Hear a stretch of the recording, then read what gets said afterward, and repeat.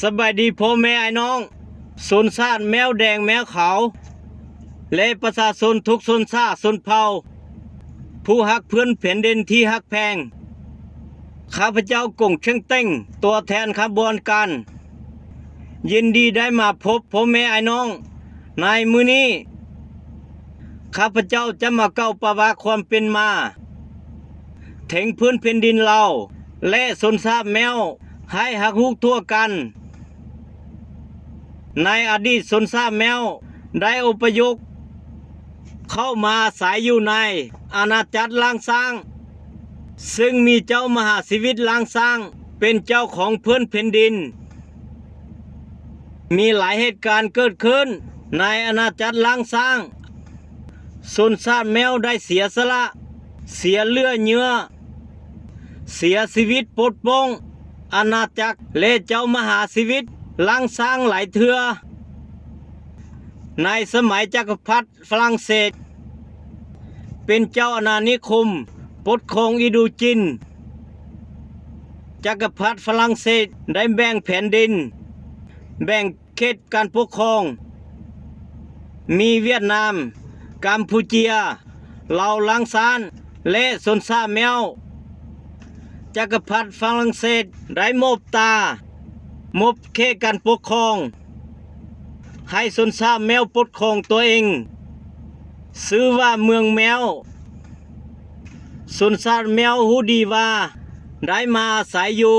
ในพื้นแผ่นดินนี้ด้วยบารมีและความเมตตาของเจ้าชีวิตเราล้างสร้างและเป็นเจ้าของแผ่นดินผู้นำชนชาติแมวจึงนำตาและเขตการปกครองเมืองแมวเสนอต่อเจ้ามหาชีวิตเราล้างสร้างเพื่อโต้แทนบุญคุณแผ่นดินของพระองค์โตมาเพื่อนแผ่นดินเราล้างซานได้เกิดสองคันไอ้น้องเราฝ่ายขวาคือเราขาวเราฝ่ายซ้ายคือเราแดงและมีสงครามเวียดนามเข้ามาในประเทศเราล้างซานชนชาติแมวเราเฮาได้แบ่งเป็นสองฝ่ายที่ช่วยเราฝ่ายขวาคือชนชาติแมวขาวมีท่านนายพลว่างเปาเป็นผู้นำฝ่ายที่ช่วยเราฝ่ายซ้ายคือชนชาติแมวแดงมีท่านเล่าฝ่ายด่างเป็นผู้นำชนชาติแมวสองฝ่ายได้เสียสละเสียเลือดเนื้อเสียชีวิตอย่างล่วงหลายเพื่อแผ่นดินประเทศเราล้างซานมาฮอดปี1973ฝ่ายเราขาวและฝ่ายเราแดงได้ลงนามสัญญาเราโฮมเราปี1974เจ้ามหาชีวิตเราล้างซานได้สละราชสับลางมอบเพิ่มแผ่นดินและประเทศล้างซานให้เจ้าสุพรรณวงศ์ปี1975เราขาวและเราแดงได้คัดไล่ท่านนายพลว่างเปาและกลุ่มชนชาติแมวร่วมทุกข์สุขกับท่านนายพลว่างเปาออกนอกประเทศอย่างล่วงหลายต่อมามีการแปลงการปกครองในประเทศล้างซางเราฝ่ายซ้ายหรือเราแดงได้เปลี่ยนประเทศเราล้างซางเป็นเสาโปโปโลพรรคเล่หลักมีอำนาจสูงสุดปกครองเสาโปโปโลเพียงพรรคเดียวปี1977มีการลงนามสัญญาเสาโปโปโลกับเวียดนามร่วมมือกันตั้งแต่นั้นมาทหารและประชาชนเวียดนามได้เข้ามาอยู่ในเสาโปโปโลอย่างล่วงหลายได้ฮักสันซาคือประชาชนในเสาโปโปโลพรรคหลักและเวียดนามได้ร่วมมือกันฆ่าล้างเผ่าพันธุ์ชนชาติแมวแดงแมวขาวและทุกชนชาติชนเผ่าทั่วเสาโปโปโลได้เสียชีวิต เล่ออกนอกประเทศอย่างล่วงหลายชนชาติแมวผู้ฮักเพื่อนแผ่นดินเกิดจึงลุกขึ้นมาปกป้องตนเองเพื่อความอยู่รอดปกป้องสิทธิพลเมืองปกป้องเพื่อนแผ่นดินและต่อต้านระบบเผด็จการ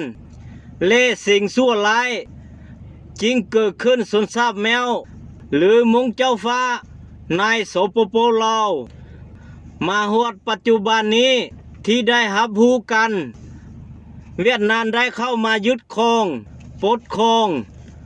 เป็นเจ้าของพื้นแผ่นดินและสปป.ลาวอย่างถาวรเราสิ่งชาติสิ่งแผ่นดินบ่มีเจ้ามหาชีวิตบ่มีเจ้าของประเทศคำว่าพรรคลักษณ์และสปป.ลาวมีเพียงในอดีตเท่านั้นในปัจจุบันนี้เหลือแต่ตัวหนังสือและคำเว้าเท่านั้นชนชาติเราห่มเราผู้ดีประชาชนทุกชนชาติชนเผ่าผู้ดีนานาประเทศและมหาอาณาโลกก็ผู้ดีชนชาติแมวและทุกชนชาติชนเผ่าให้ฮักฮู้ว่าเวียดนามได้ขนอาวุธยุทโธปกรณ์และส่งทหารอย่างล่วงหลาย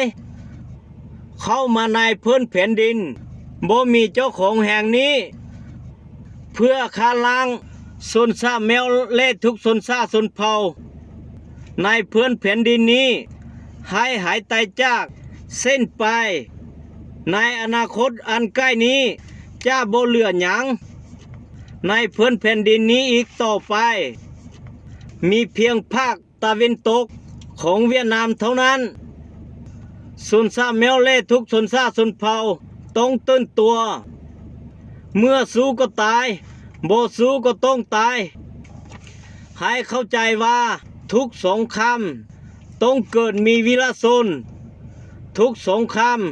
ต้องเกิดเสียชีวิตและศักดิ์ศรีทุกสงครามต้องมีผู้ชนะและผู้แพ้ผู้ชนะเป็นเจ้าผู้แพ้เป็นโจรชนชาติแมวและทุกชนชาติชนเผ่าบ่ต้องสิ้นหวังความหวังใหม่ของชนชาติแมวและทุกชนชาติชนเผ่าที่รอคอยได้ประกบในพื้นแผ่นดินแห่งนี้แล้วคือลัทธิใหม่ระบบใหม่และนโยบายใหม่ฮอดเวลาโฮมกันของชนชาติแมวแดงและแมวขาวและทุกชนชาติชนเผ่าร่วมมือร่วมใจเป็นอันหนึ่งอันเดียวกัน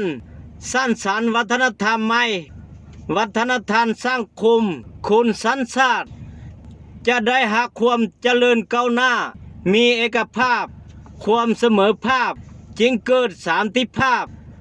ในพื้นแผ่นดินนี้ต่อไปเหตุการณ์ต่างๆเกิดขึ้นในพื้นแผ่นดินเหล่านี้และหลายประเทศชนชาติแมวแดงและแมวขาวได้เสียสละเสียเลือดเนื้อและเสียชีวิตต่อพื้นแผ่นดินนี้และชนชาติอื่นมาพอแล้ว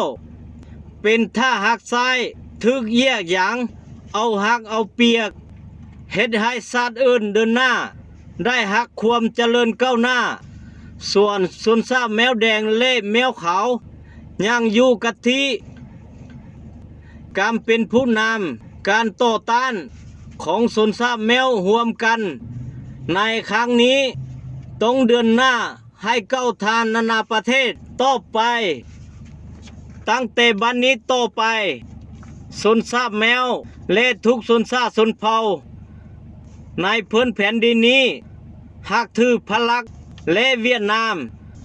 คุกคิดคุฮิตเฮ็ดสิ่งชั่วร้ายหนึ่งเทื่อขบวนการชนชาติแมวโฮมแมวต้องโต้แทนด้วย10 เท่าให้เข้าใจว่าปัญหาในครั้งนี้บ่มีส่วนเกี่ยวข้องกับโลกเสรีและโลกคอมมิวนิสต์เป็นปัญหาระหว่างชนชาติแมวพรรคลักษณ์เหล่าแดงและเวียดนามเท่านั้น เวียดนามเจ้าอาณานิคมสมัยใหม่นี้ยึดอำนาจการปกครองยึดเพื่อนแผ่นดินของประชาชนบ้านเกิดเมืองนอนเป็นที่อยู่ที่อาศัยแผ่นดินบางพบุรุษเล่มาด้วยเลือดเนื้อให้ลูกหลานซื้อโตไปเข้ามาคุกคิดคุฮิตเฮ็ดสิ่งชั่วร้ายเฮ็ดให้ประชาชนทุกชนชาติชนเผ่าทุกยากลำบากฉะนั้นชนชาติแมวห่มแมวและประชาชนทุกชนชาติชนเผ่าผู้ฮักแผ่นดินเกิดลุกขึ้นมาโต้ต้านสู้เพื่อคนยุโรปปลดปลงสิทธิพลเมืองสิทธิความเป็นมนุษย์สิทธิเป็นเจ้าของแผ่นดินอย่างแท้จริงทุกรัฐธรรมนูญมีการหับโหงชนชาติแมวและ68ชนชาติชนเผ่าในเพื่อนแผ่นดินอย่างถูกต้องเพื่อนแผ่นดินเป็นของประชาชนทรัพยากรธรรมชาติเป็นสัตว์สมบัติของเพื่อนแผ่นดินบ่แม่นของผู้ใดผู้หนึ่งเป็นเจ้าของคือเวียดนามในปัจจุบันนี้ชนชาติแมวห่มแมวและประชาชนทุกชนชาติชนเผ่าจะบ่ยอมและบ่ทนอีกต่อไปเมื่อเพื่อนแผ่นดินนี้บ่มีความยุติธรรมจะบ่เกิดสันติภาพและความสงบสุขได้ขอขอบใจตัวแทนขบวนการวันที่7 เดือน 7 2020